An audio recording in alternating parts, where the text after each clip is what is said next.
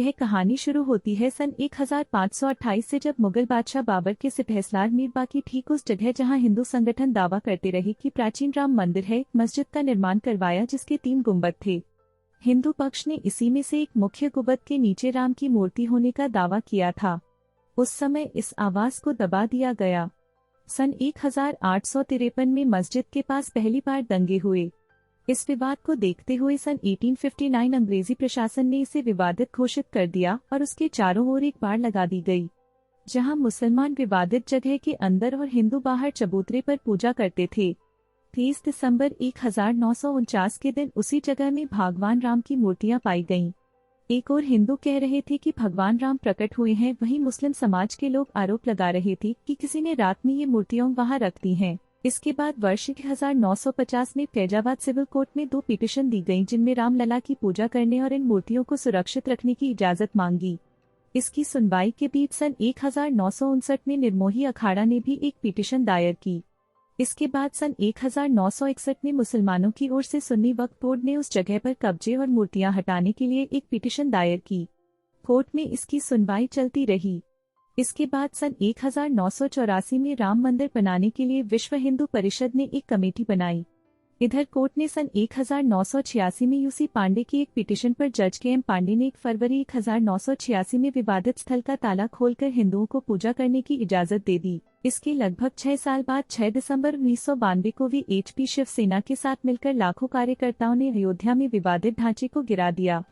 इस खबर के फैलते ही पूरे देश में दंगे फैल गए। इन दंगों में करीब 2000 लोग मारे गए। इस घटना से दोनों पक्षों में काफी आक्रोश देखने को मिला। इसी बीच सन 2002 में हिंदू कार्यकर्ताओं को लेकर जा रही ट्रेन को गोधरा में आग के हवाले कर दिया गया, जिसमें 58 लोग जलकर मर गए।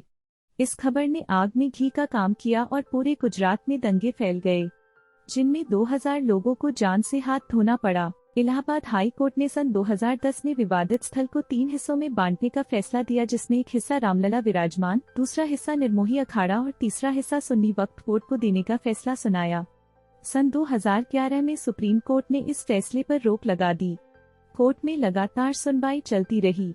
सन 2017 में कोर्ट ने बाहर समझौते के लिए दोनों पक्षों से आग्रह किया। इसके साथ ही विवादित ढांचा गिराने के लिए वरिष्ठ नेताओं पर आपराधिक साजिश के आरोप लगा दिए। सुप्रीम कोर्ट ने 8 मार्च 2019 को एक पैनल का गठन कर मध्यस्थता के लिए 8 सप्ताह के अंदर कार्यवाही खत्म करने का निर्देश दिया, लेकिन इसका भी कोई परिणाम न निकल सका। 2 अगस्त 2019 में सुप्रीम कोर्ट ने कहा कि मध्यस्थता पैनल कोई भी समाधान नहीं निकाल सका। 6 अगस्त 2019 से हर दिन सुप्रीम कोर्ट में सुनवाई होने लगी। सुप्रीम कोर्ट ने 16 अगस्त 2019 को सुनवाई पूरी कर फैसला सुरक्षित रख लिया। आखिरकार सुप्रीम कोर्ट ने 9 नवंबर 2019 को हिंदुओं के पक्ष में फैसला सुनाया, जिसमें विवादित जमीन हिंदू पक्ष को मिली, जो कि 277 एकड़ थी। इसके साथ ही मस्जिद बनाने के लिए अलग से 5 एकड़ जमीन देने का आदेश दिया। फैसला आने के बाद रामलला को 25 मार्च 2020 में टेंट से निकालकर फाइबर के एक मंदिर में रखा गया। 5 अगस्त 2020 का वो ऐतिहासिक दिन आया जिस दिन प्रधानमंत्री श्री नरेंद्र मोदी ने राम मंदिर का भूमि पूजन किया। उनके साथ सीएम योगी आदित्यनाथ, मोहन भागवत और 175 अन्य साधु संत मौजूद थे।